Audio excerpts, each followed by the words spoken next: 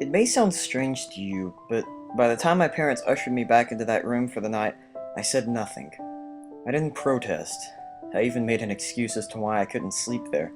I simply and sullenly walked into that room, climbed the few steps into the top bunk, and then waited. As an adult, I would be telling everyone about my experience, but even at the age, I felt almost silly to be talking about something which I really had no evidence for. I would be lying, however, if I said this was my primary reason. I still felt that this thing would be enraged if I so much as spoke of it.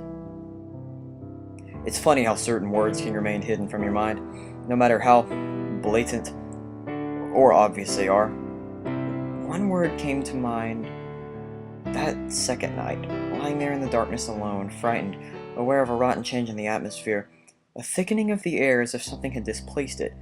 As I heard the first casual twist of the bedsheets below, the first anxious increase of my heartbeat at the realization that something was once again in the bottom bunk, that word, a word which had been sent into exile, filtered up through my consciousness, breaking free of all repression, gasping for air, screaming, etching, and carving itself into my mind. Ghost. As this thought came to me, I noticed that my unwelcome visitor had ceased moving. The bedsheets lay calm and dormant, but they had been replaced by something far more hideous. A slow, rhythmic, rasping breath heaved and escaped from the thing below. I could imagine its chest rising and falling with each sordid, wheezing, and garbling breath. I stuttered and hoped beyond all hope that it would leave without occurrence. The house lay, as it had the previous night, in a thick blanket of darkness. Silence prevailed, all but for the perverted breath of my, as yet unseen, bunkmate. I lay there terrified. I just wanted this thing to go, to leave me alone. What did it want? Then something unmistakably chilling transpired. It moved.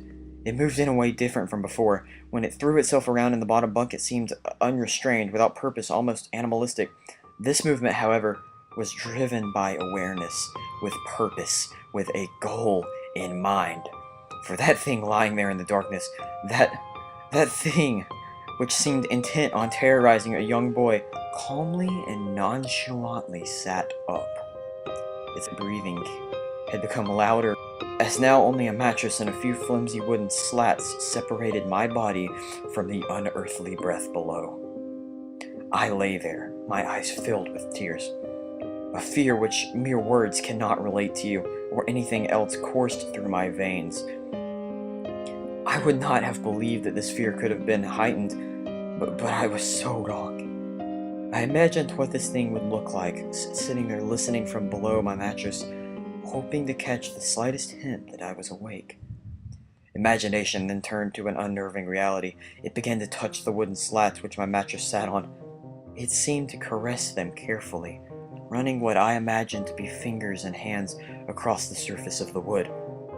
Then, with great force, it prodded angrily between two slats into the mattress. Even through the padding, it felt as though someone had viciously stuck their fingers into my side. I let out an almighty cry, and the wheezing, shaking, and moving thing in the bunk below replied in kind by violently vibrating the bunk as it had done the night before. Small flakes of paint powdered onto the blanket from the wall as the frame of the bed scraped along it, backwards and forward.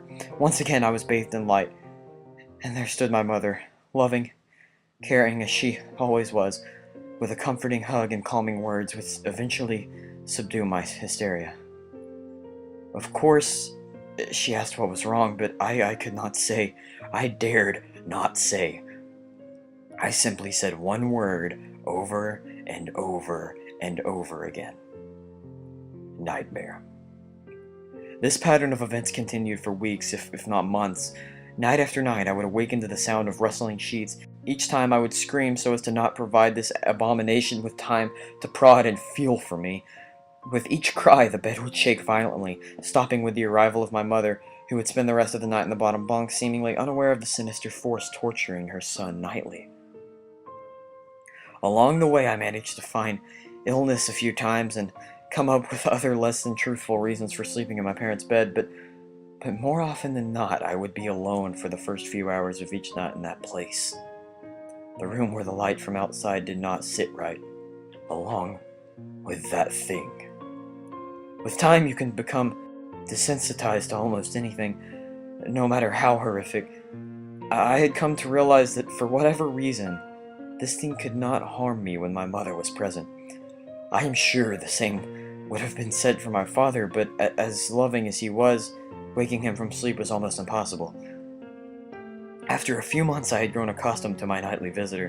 Do not mistake this for some unearthly friendship. I detested the thing. I still feared it greatly, as I could almost sense its desires and its personality.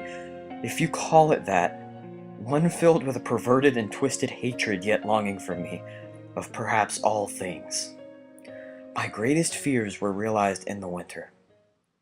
The days grew short, and the longer nights merely provided this wretch with more opportunities. It was a difficult time for my family. My grandmother, a wonderfully kind and gentle woman, had deteriorated greatly since the death of my grandfather. My mother was trying her best to keep her in the community as long as possible. However, dementia is a cruel and degenerative illness, robbing a person of their memories one day at a time. Soon she recognized none of us, and it became clear that she would need to be moved from her house to a nursing home.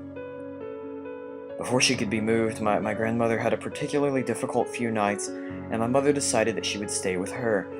As much as I loved my grandmother and felt nothing but anguish at her illness, to this day I feel guilty that my first thoughts were not of her, but of what my nightly visitor may do should it become aware of my mother's absence. Her presence being the one thing which I was sure was protecting me from the full horror of this thing's reach. I rushed home from school that day and immediately wrenched the bed sheets and mattress from the lower bunk, removing all of the slats and placing an old desk, a chest of drawers, and some chairs which we kept in a cupboard where the bottom bunk used to be. I told my father I was making an office, which he found adorable, but I would be damned if I'd give that thing a place to sleep for one more night. As darkness approached, I lay there knowing my mother was not in the house. I did not know what to do. My only impulse was to sneak into her jewelry box and take a small family crucifix which I had seen there before.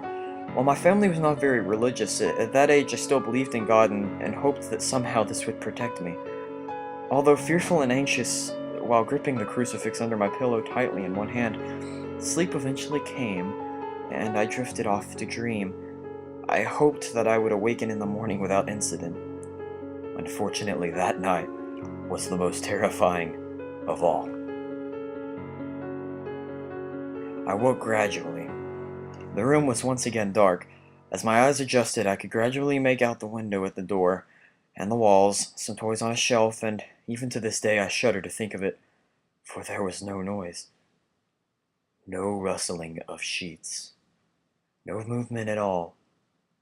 The room felt lifeless. Lifeless, but not empty. The nightly visitor, that unwelcome, wheezing, hate-filling thing which had terrorized me night after night, was not in the bottom bunk. It was in my bed. I opened my mouth to scream, but nothing came out. Utter terror had shaken the very sound from my voice. I lay motionless. If I could not scream, I did not want to let it know I was awake. I had not yet seen it. I could only feel it. It was obscured under my blanket. I could see its outline and I could feel its presence, but I dared not look. The weight of its pressed down on top of me, a sensation I will never forget. When I say that hours passed, I do not exaggerate. Lying there motionless, in the darkness, I was every bit a scared and frightened young boy.